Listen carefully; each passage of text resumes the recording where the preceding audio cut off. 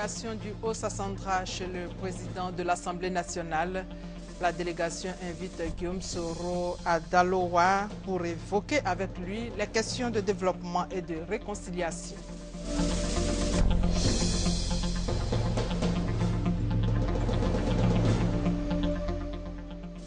Koumassi, zone industrielle, une affaire d'odeur au centre d'une crise entre deux entreprises depuis 3 ans.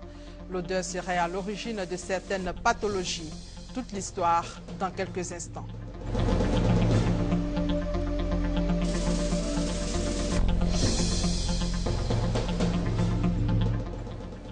Inauguration des 10 premiers kiosques de distribution des œuvres musicales. Le but est de mettre fin au piratage des CD. Et bienvenue à tous. Le Haut-Sassandra invite le président de l'Assemblée nationale à Daloa pour évoquer avec lui les questions de développement et de réconciliation. Les détails avec Léon Bro. Rotonde de l'Assemblée nationale ce jeudi, la chefferie traditionnelle du Haut-Sassandra invite le chef du Parlement à effectuer une visite dans sa région. Elle remet à Guillaume Soro une autre invitation destinée cette fois au président de la République. Cette délégation, conduite par le ministre Mathieu Babodare, dit l'adhésion du Haut-Sassandra à la vision du président Alassane Ouattara et de son cadet Guillaume Soro. Les recevoir pour elle sera donc l'occasion d'évoquer des questions d'ordre national comme la réconciliation et bien sûr celles liées au développement du Haut-Sassandra. On cultive beaucoup, on ne peut pas vendre parce qu'il n'y a pas de route. Tu arrives au village, tu ne peux même pas envoyer une banane à tes enfants qui sont en ville, faute de route. Et dans certaines localités même, l'électricité n'existe pas. Nous avons besoin de toutes ces choses pour effectivement nous sentir dans notre peau. C'est un cri de cœur que nous lançons. Ce qui nous apporte, ça nous fera plaisir. Saluant leur démarche, Guillaume Soro s'est engagé à œuvrer pour une suite favorable à la requête de ses hôtes auprès du chef de l'État. En ce qui le concerne, le président de l'Assemblée nationale promet une visite dans le Haut-Sassandra. Les prochaines rencontres avec la présente délégation, composée d'élus, cadres et autorités coutumières de Daloa, Issia, Babwa et Zoukoubou, les 4 départements de la région, devront permettre d'arrêter le calendrier de cette tournée. Cette 5e édition de l'African Economic Forum, à ce grand rendez-vous étaient présents des acteurs de développement, des ONG et des entreprises. Ils ont partagé leurs expériences et réfléchi à des actions concrètes de développement en vue d'améliorer les conditions de vie des populations. Le compte-rendu de Juliette Ouéa. Ensemble pour une Afrique qui refuse la pauvreté et la politique de la main tendue. Des acteurs de développement, des organisations non gouvernementales et des entreprises réunis ce mercredi pour la 5e édition de l'African Economic Forum, l'AEF. Au menu de cette plateforme annuelle, des échanges d'expériences pour mettre en œuvre des actions concrètes de développement. Objectif, améliorer les conditions de vie des populations africaines. Aujourd'hui, des associations, des organisations se battent dans certaines contrées reculées, à Korogo, à Man, mais sans soutien effectif, se battent tout seuls. Mais aujourd'hui, à travers une rencontre comme l'African Economic Forum, peuvent rencontrer des organisations qui ont des moyens, qui ont de l'expertise et qui peuvent les accompagner pour un impact plus important de leurs activités sur le terrain. Seconde étape de ce forum, un salon d'exposition pour montrer le savoir-faire des entreprises participantes et leur implication en termes d'aide au développement. Et pour cette 5e édition, le Sénégal a été invité. Si vraiment les bailleurs s'investissent, que ce soit sur le plan privé comme public, il est vraiment possible de booster l'économie au plus bas niveau de la société. Selon la ministre de la Santé, Raymonde Goudou Kofi, par ailleurs présidente de la 5e édition de l'AEF, cette rencontre vient à point nommé pour développer l'aide publique. Il ne peut pas y avoir de pays émergents si la base n'est pas prise en compte. Et je pense que c'est ça l'objectif premier des actions menées par le président Macky Sall Zadikessi. L'African Economic Forum accueille plus de 5000 visiteurs et 300 participants opérant dans le secteur du développement local. Koumassi, zone industrielle, une affaire d'odeur au centre d'une crise entre deux entreprises depuis 3 ans. L'odeur serait à l'origine de certaines pathologies. Toute l'histoire avec Eugène Atoubé. C'est un voisinage bien difficile que vivent les employés des usines spécialisées respectivement dans la production de mèches à tisser et d'huile de moteur. Des palabres à n'en point finir autour d'une affaire d'odeur. Des odeurs irrespirables qui viendraient de l'usine de fabrique d'huile de moteur. C'est du moins ce que soutient Nordicus, le responsable de l'usine de Mèche voisine. Personne ne peut travailler dans le voisinage. Et nous craignons pour la vie de nos travailleurs. Les pathologies courantes que nous connaissons, telles que les vomissements, les étourdissements, les étouffements, c'est autant d'éléments, autant de mots que nous enregistrons. Nous avons même porté plainte pour intoxication et qui n'a pas encore donné de suite. On a fait des analyses transmises à notre voisin. Les résultats disent qu'il n'y avait pas de problème à partir des gaz qui sont dégagés de notre unité. Il est le seul voisin dans tout le secteur qui se plaint de nos odeurs. Moi, je suis en train de répondre tous les jours, depuis 2011 jusqu'à ce jour, à toutes les exigences des règlements en vigueur du ministère de l'Environnement. Mais mon voisin aussi, il faut qu'on vérifie chez lui s'il est vraiment en conformité avec l'environnement. L'affaire a pris des proportions telles que le chef du village de Koumassi, zone industrielle, a dû lui-même engager une médiation. Quand il y avait le bruit des notables, ils ont dit qu'il y a des odeurs qui gardent ici et les gens sont malades. Les jeunes qui travaillent, il y a nos enfants qui travaillent ici. On dit les gens sont malades et donc malades ici, c'est ici là. Donc moi-même je suis venu constater le matin que voilà ce qui se passe ici. On est aujourd'hui arrivé à un conflit. Dans ce conflit, justement, les services du ministère de l'Environnement ont dû intervenir.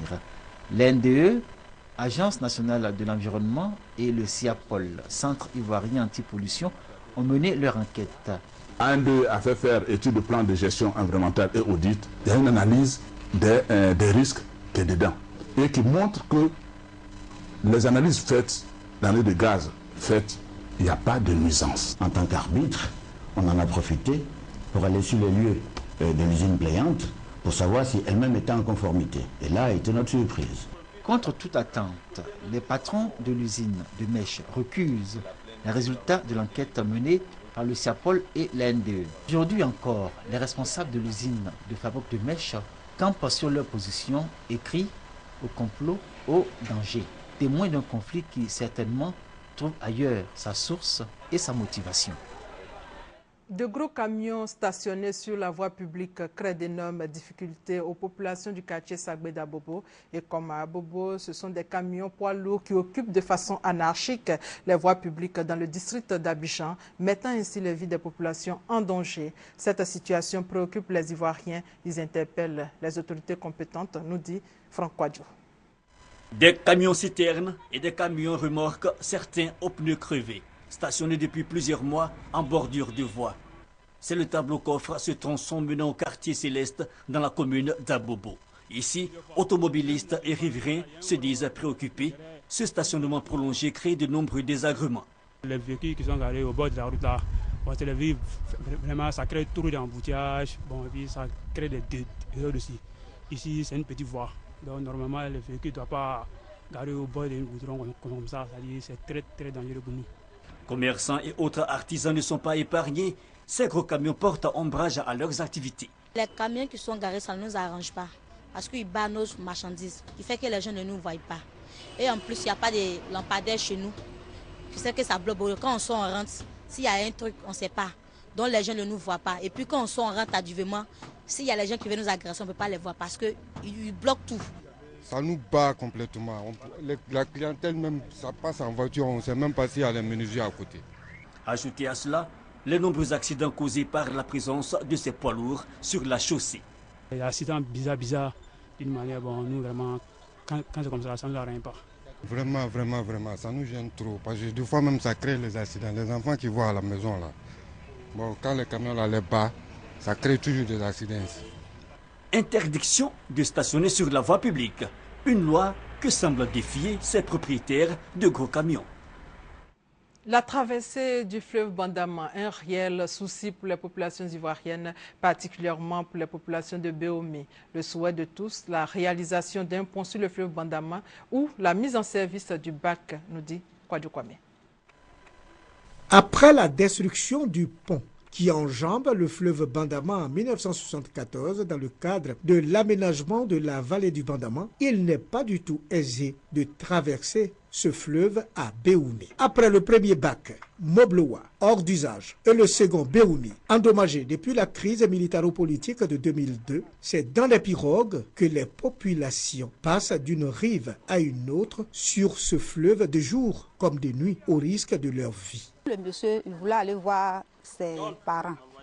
Et quand ils sont tombés dans l'eau, ils n'ont pas vu le bébé. Et le monsieur est mort. C'est la femme seule qui est sortie dedans.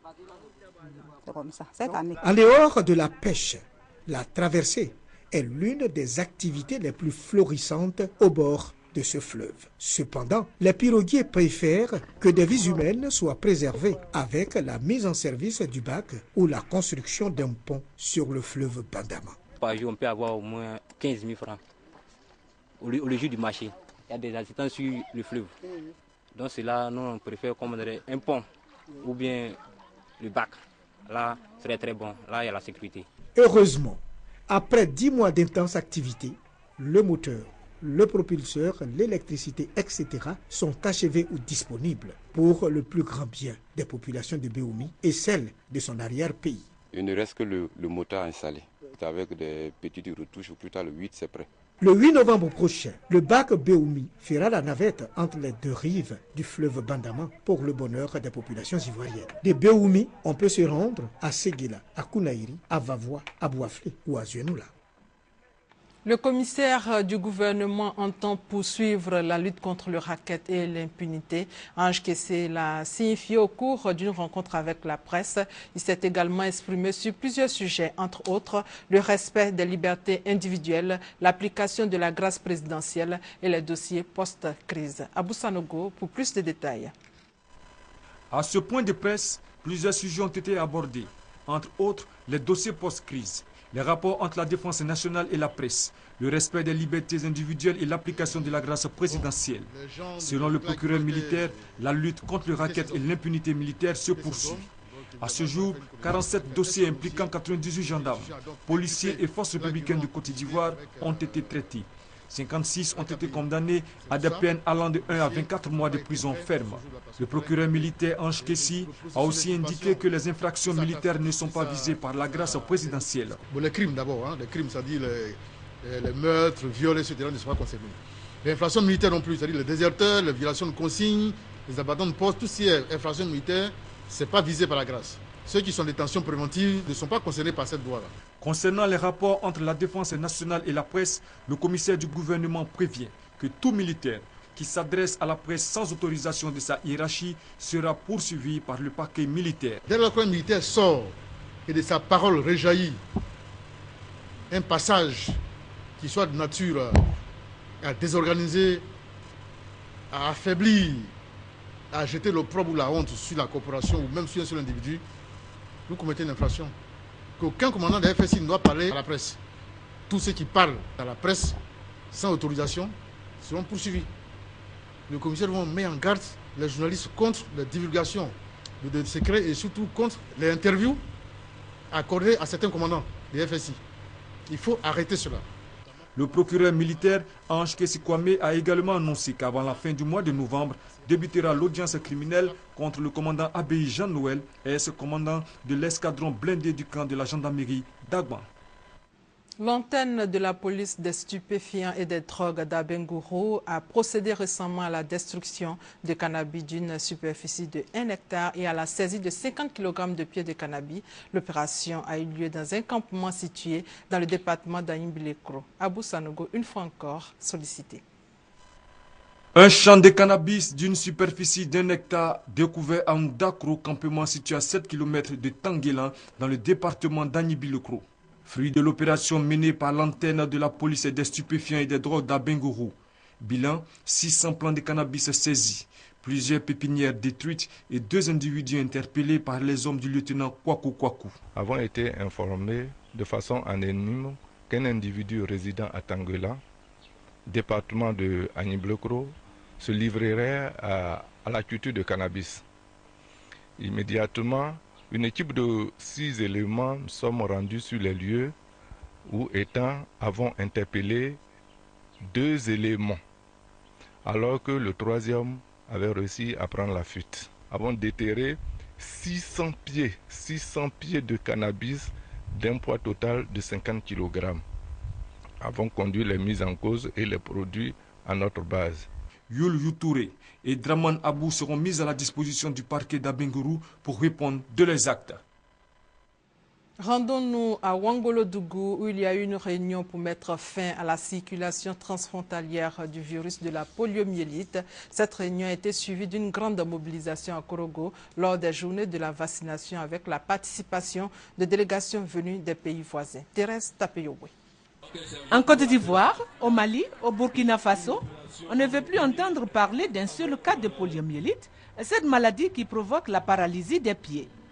Pour une lutte efficace contre cette maladie, les autorités sanitaires de ces pays se sont retrouvées récemment à Ouangolodougou pour élaborer une stratégie de lutte commune contre la poliomyélite. À l'occasion des récentes journées de la vaccination, à Korogo, le message des responsables sanitaires a été bien perçu.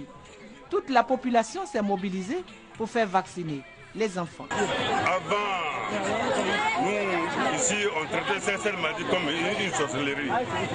Mais Dieu merci, grâce à la médecine, alors on a vu que vraiment c'est une maladie que la médecine peut soigner. Alors c'est ça, on remercie le président de la République Alassane et puis son gouvernement d'avoir envoyé cette équipe pour donner les médicaments aux enfants. Ces journées ont permis aux responsables politiques, administratifs, traditionnels d'expliquer encore aux parents la nécessité de s'associer aux différentes campagnes de lutte contre la poliomyélite.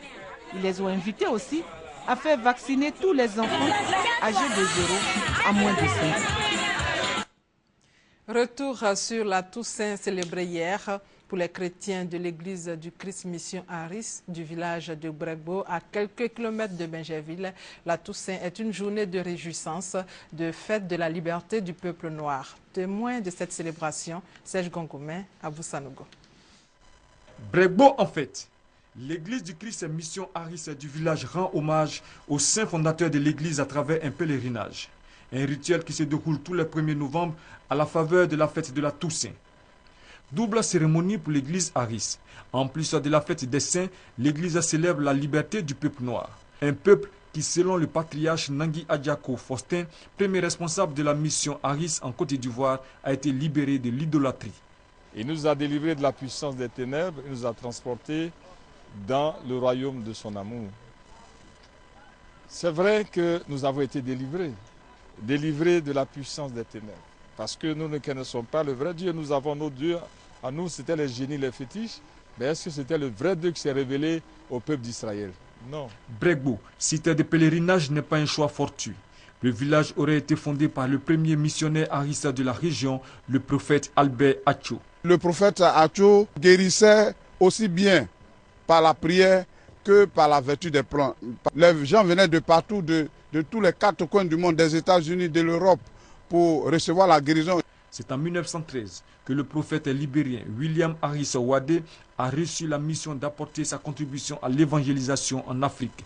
L'église qui porte son nom, l'église du Christ Mission Harris, est présente aujourd'hui dans plusieurs pays du continent noir. Et à Logwalé, une commune française a signé un partenariat avec la mairie pour renforcer leur coopération dans le domaine du développement. Thérèse Tapeyoboué. À travers ce partenariat, Thibaut Guillermet, maire de la commune de Torigny-sur-Marne, en France, entend accompagner les projets de la commune de Logwalé dans l'agriculture, la santé, le commerce. Et pour sceller déjà ce partenariat, un conteneur de matériel a été offert aux populations de Logwalé. Jeannette Badouel, maire de Logwalé, attend beaucoup de ce partenariat, car selon elle, la commune souffre d'un manque d'infrastructures. École délabrée, marché en ruine, tout est à reprendre à Logwalé. Cette nouvelle coopération s'annonce comme l'espoir de toute la population. Une structure sera bientôt installée à Logwalé pour ainsi permettre à la mairie d'accroître ses potentialités économiques. La promesse a été faite par le nouveau partenaire de la ville. Très prochainement également, une réunion de synthèse se tiendra à Paris entre les deux parties pour harmoniser les points de vue et dégager les projets prioritaires.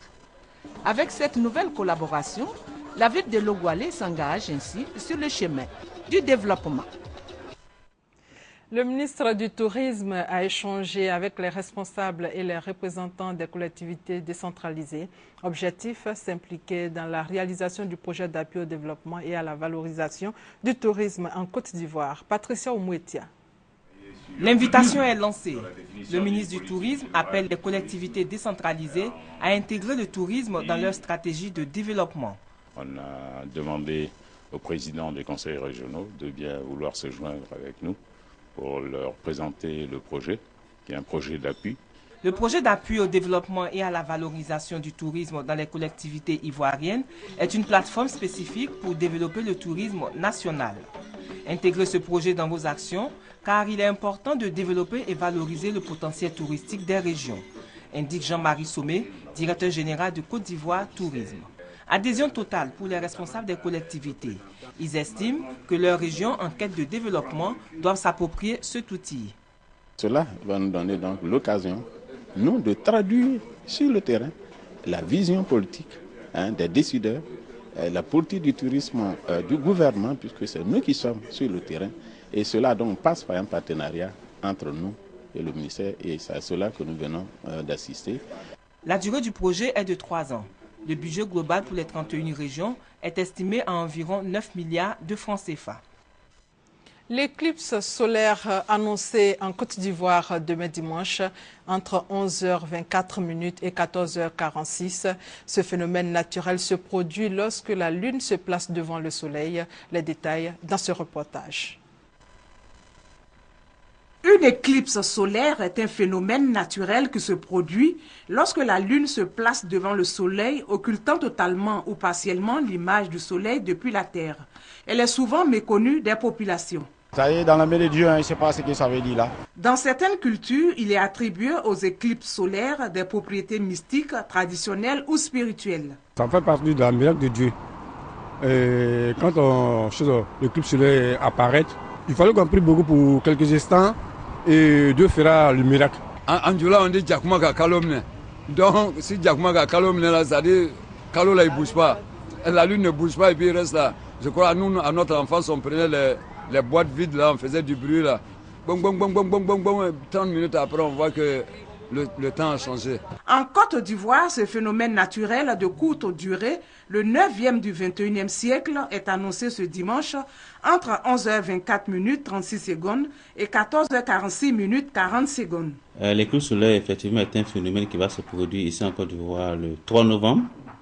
Et l'éclipse solaire, c'est lorsque la Lune, dans son passage, dans ses mouvements, vient se placer entre le Soleil et la Terre, créant ainsi une obstruction des rayonnements solaires vers la Terre. Le pic pour les populations des districts de Yamoussoukro et d'Abidjan est prévu respectivement à 13h03 et 13h09.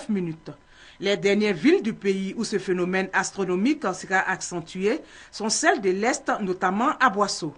Le directeur de la météorologie nationale donne ici les précautions à prendre et rassure les populations. Il ne faut pas regarder l'éclipse solaire sans protection.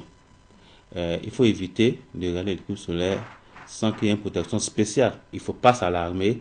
C'est juste un passage, ça dure quelques minutes. Pour l'automobiliste, il faut qu'il s'arrête s'il ne peut pas conduire la nuit ou allumer les phares pour plus de précautions.